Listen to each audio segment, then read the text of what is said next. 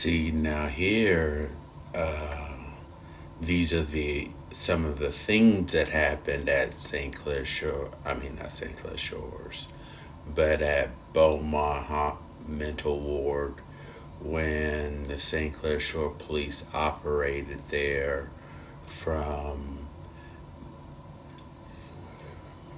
May 1st, 2023 to June 4th, 2023. One thing they did, Dr. Mohan Gautam, the psychiatrist from Pakistan, but immigrated here. He said I was taking Zyprexa 15 milligrams, but he followed the police's orders, St. Clair Shore Police's orders, and I was taking 25 milligrams. Following the police's orders, I did not get any of my medicines, including seizure medicines, the first day until I was supposed to get it at 8.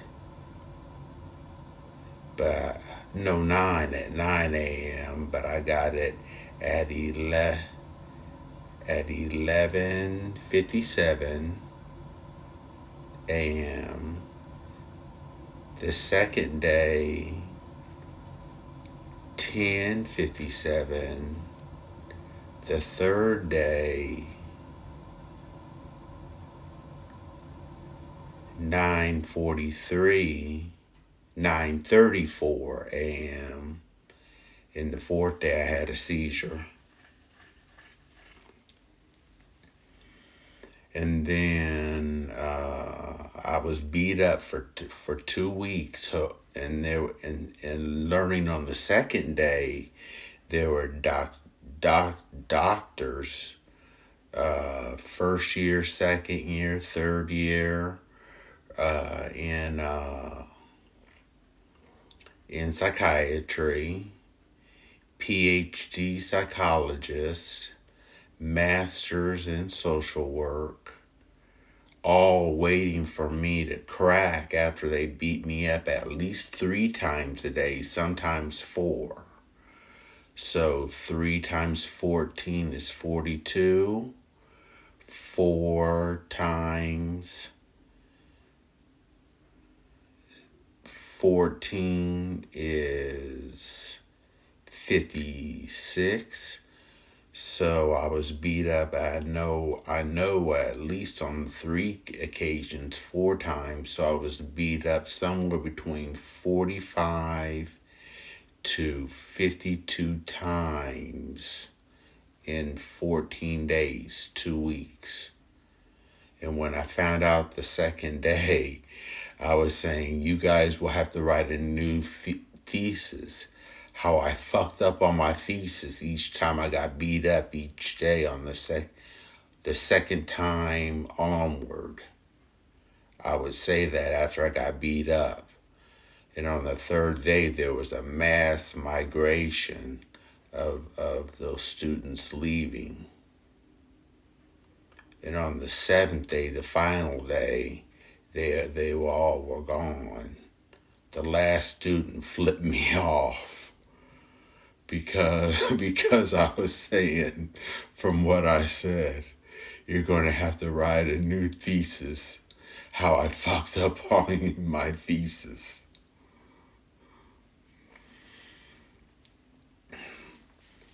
Those are 2. Well, 3. The 25 milligrams instead of 15. The seizure, 2.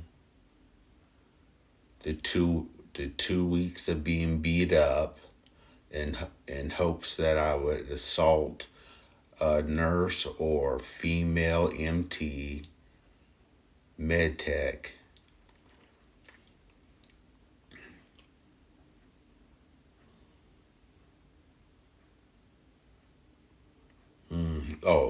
When I was asking for my Klonopin, a pill that I take for my seizures. This lady wouldn't give it to me. So I said, would you please? And then she said, shot. I was holding on like that. Say this is the edge. I was holding on to the edge, and this guy named Terrell said, I'll get his hands. And then I went like that. The guy brought me, a guy named Rashad, brought me around like that, lifted me up, and hit my right shoulder into the wall. I was laying down. I was out. When I came back, Terrell had my back, had my waist. Not Terrell, but Rashad had my back. Terrell had my left leg, and my right leg was in Armando, who's the Black American. He's a Black American. It was in his lap. I tried kicking him. I missed again, and then he got a hold of it, and then they twisted me that way and that way, and then I couldn't move, and then I allowed them to shoot me, inject whatever in me. I went up.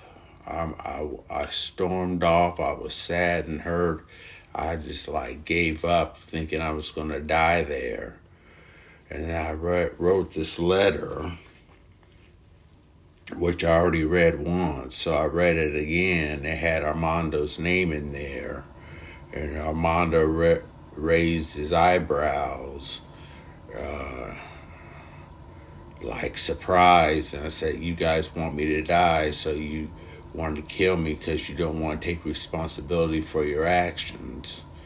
And then I just started bawling each time, crying harder and harder and harder, accepting the fact that I was going to die at that mental ward, because I was dying from the mixture of clonidine, clonidine,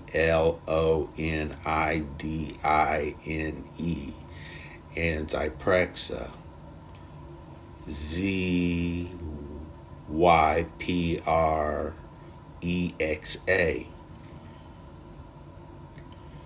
And then when I said that, after I said that, all three guys turned around. Rashad, Terrell, and Armando turned around and talked to the supposed patient.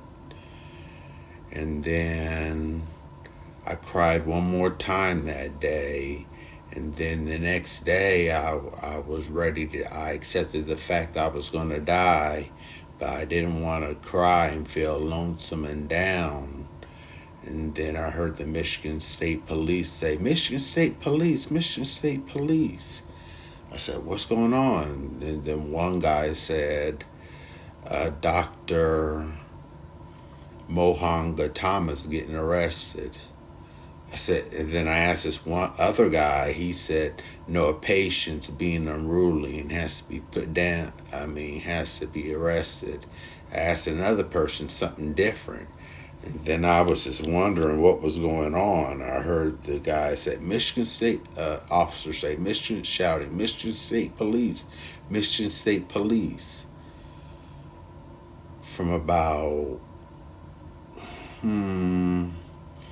2:15 to 2:28, they were gone. And then this one guy, doctor, who did other patients, said, I'll be seeing Dr. Gadam's patients today.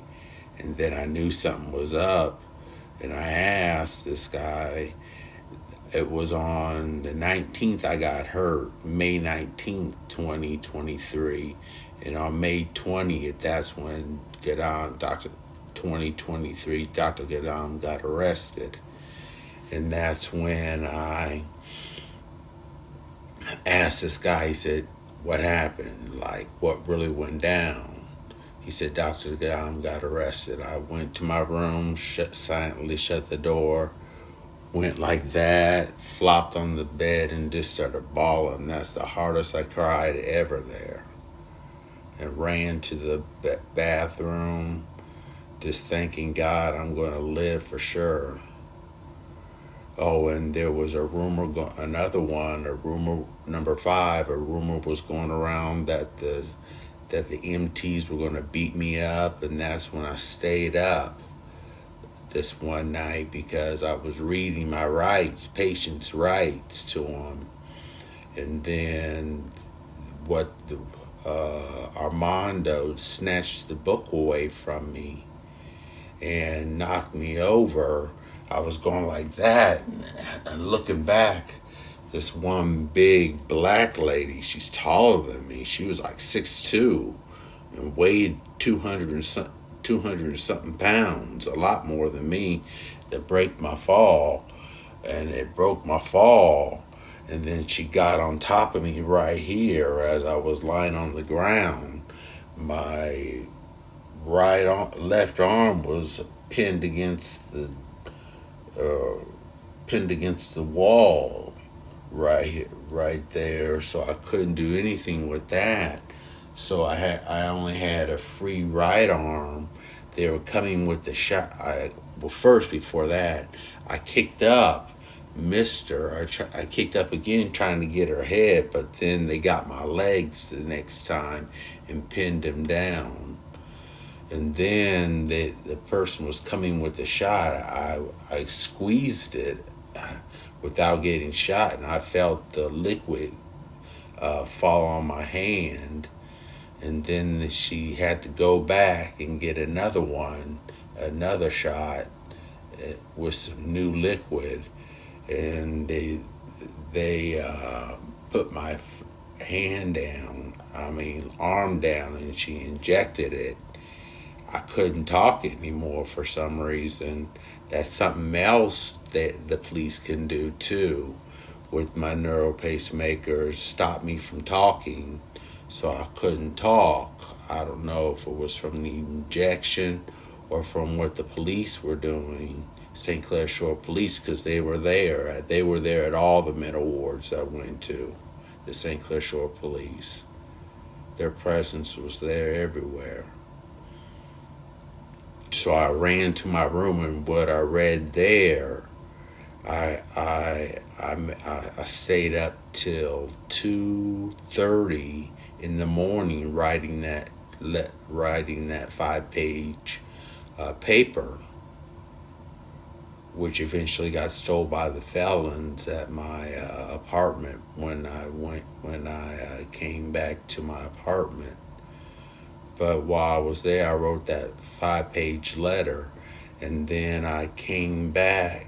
Then the next day when I woke up, it was the next day. It was 2:30 when I went to bed. I woke up at 6:45, and I said, I want to go to another hospital. And then they said, no, if you keep on doing that, you're going to have to get an injection, a shot. Then they said, go into this room, we'll let you go in here. I thought fast, and then I read the play. I reread it over and over again. They don't want to take responsibility for that. They want me dead because they don't want to take responsibility for their actions over and over and over. And then I went a little bit higher and read that line. They don't want to take responsibility for their actions. That's as far as I will go. And then I went higher, and read it over and over and over, then higher and read it over. Then I read the 5-page paper, and everyone heard it.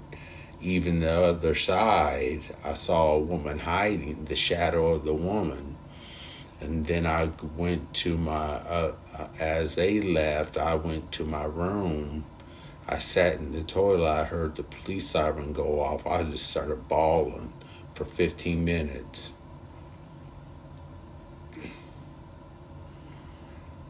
That's 6. And after Gadam got arrested, their tactics changed, hoping that I would assault a woman. So the women, or a patient, the women, the MTs and the female nurses would stand in front of me, I could just leap on them and be there for 5 seconds to 12 seconds, looking away, hoping I would assault them to get them out of trouble. I would just look. And when I would see the patients getting a drink, I would look to my left at the door and see this whole door crowded with patients looking at me, hoping that I would assault that person. I came up this one time when I looked to my left and saw all these patients. I came up and looked to the right door and saw 3 patients there. I was like, dang.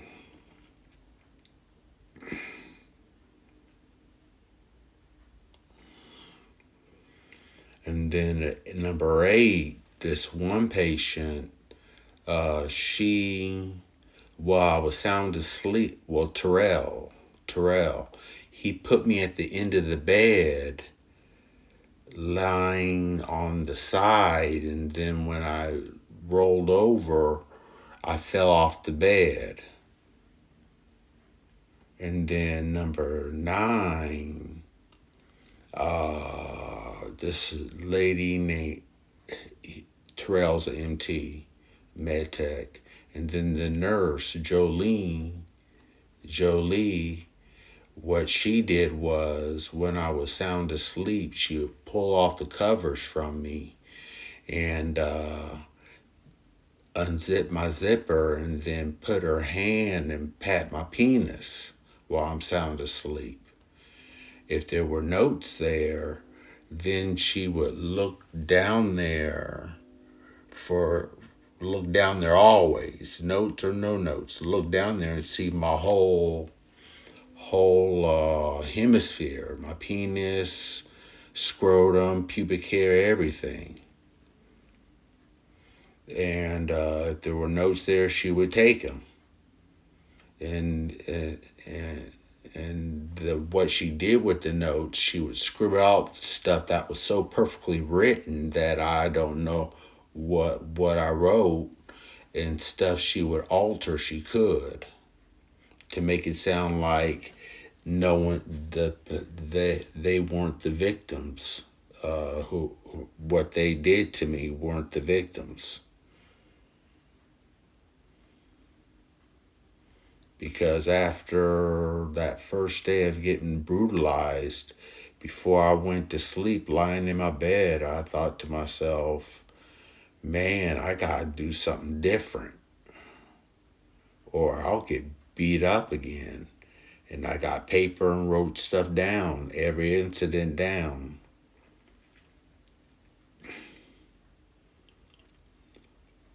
Minor to major. And then finally, I knew I got a suspect because I heard someone enter the door, and I took off my had my head covered, so I took off my glasses and act like I was asleep. I took off, and then I felt the blanket start coming off my head. And then I put on my glasses. She put her hands up, and it was Jolene. And then I put a face to it, Jolie. And I put my face, that was the face. And then I made sure my zipper was up that night. And it was unzipped, and it was her. And to make sure it was her, I was asleep that night about 1 or 2 in the morning. Terrell pulled me off the bed while I was wrapped up in the blanket, and I fell down. I was still asleep on the floor, and she said I didn't wake up until she came, and she said I had a seizure. She was going, but once when she was looking in my eyes, she stopped breathing hard. And I thought that was odd, because I'm way down here, and she had to run a long ways, and she's not breathing hard anymore. She's just breathing normally. And so after that,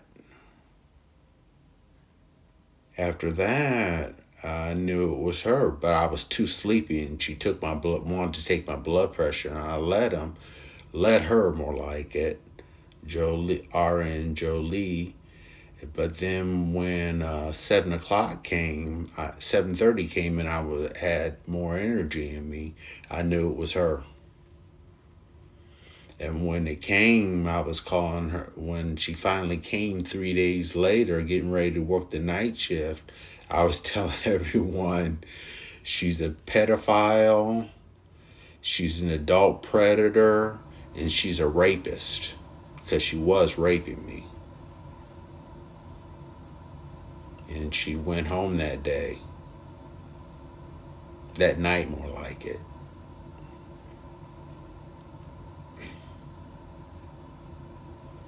And the day they wanted to take my blood pressure so they could have all three components, my heart rate, my brain, and my blood pressure. But I said no to kill me, but I said no to my blood pressure. So they had to leave it alone. I was talking to this one guy, and then all of a sudden he said, "Don't talk anymore. I want to eat. Leave me alone. Don't talk. I want to eat." I said, "You could walk and chew bubblegum at the same time, can't you?" And he said, "I'm going to tell on you." He got up and told, and then this one black lady, she was thin at first, but all the stress got to her, and now a lot of women got chubby. A lot of women. And she was chubby. And she was pointing at me like that, shaking a little bit, saying, "If you do that again, you'll have to stay longer." He said something again, the guy who I said, "You could walk and chew bubble gum." And I said something smart aleckly again. He told on me again, got up and told, and she said, "Do that again, you're gonna have to stay here longer." Then this one black guy said, I wish I was a slave. I wish we were living in slavery, because I would love to be a slave," he said. I said, "No, if I was a slave, I'd be with Nat Turner. I'd be in Virginia killing as many white people as I can. Because when we came here, we were robbed of our religion, robbed of our culture, robbed of our religion, culture, land, freedom, heritage, and some, by the way we act, have lost their minds." We talked a little more. I said, "You're blacker than the ace of spades, so you should know firsthand what it's like to be discriminated against." And then he got angry, and then he got up and told on me. And then she came back and said it again. I said, "There's no way I could win. There's no way I can win." If they said I got a saw and made a hole through this 5 to 8 thick glass and peed out there, you believe them. So there's no way I can win. Then they stopped doing that to me.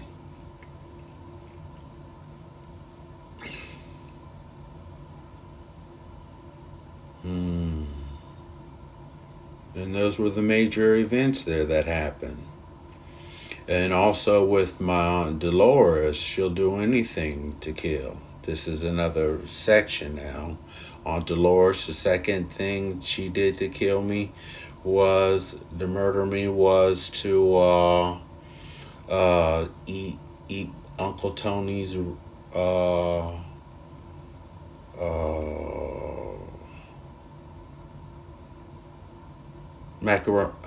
spaghetti. See, they're blocking me, so I have to think spaghetti. Spaghetti.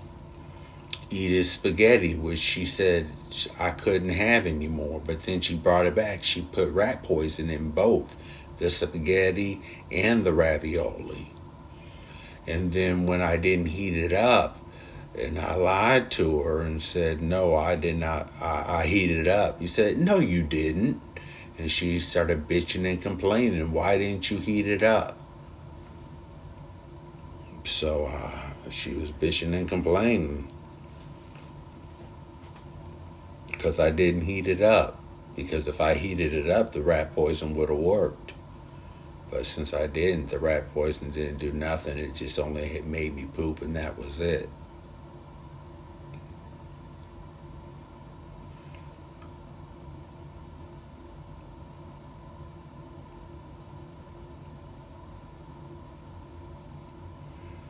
Also,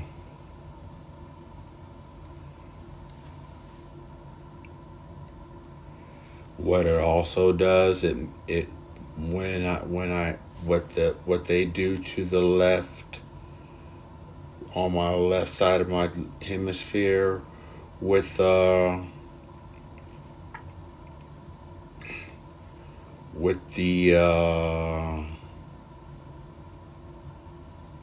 neural pacemaker, they make me make I let out silent gas. But now my gas is so loud, you could hear it blocks away when I fart. That's how loud they have made it. From something that's naturally silent, now you could hear blocks away with the neural pacemaker, how they made it.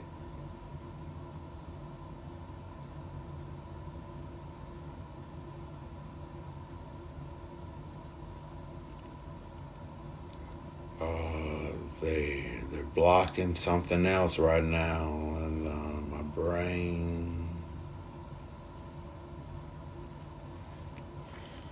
What else do they do with that neural pacemaker? My brain.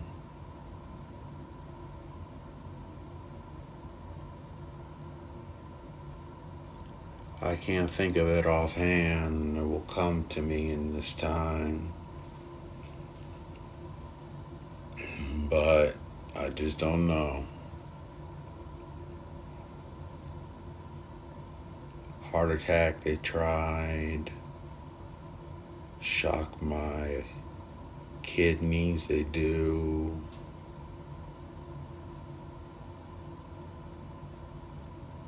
Jerky motions with my limbs, with my arms and legs.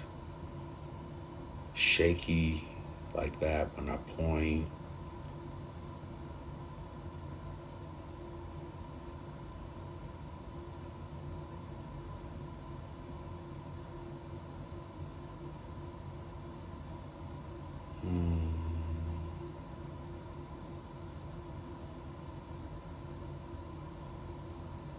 I don't know.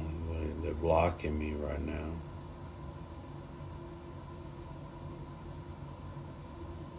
I feel it's right there. They're blocking me right in here. They're putting a lot of emphasis right there.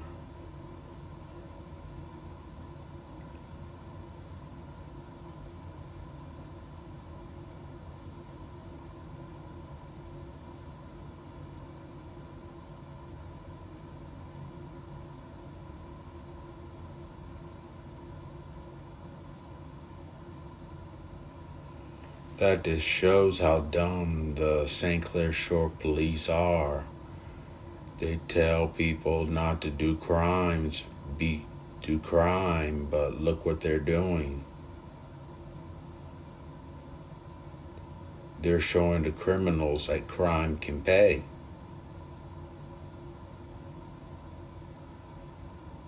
If you do it the right way.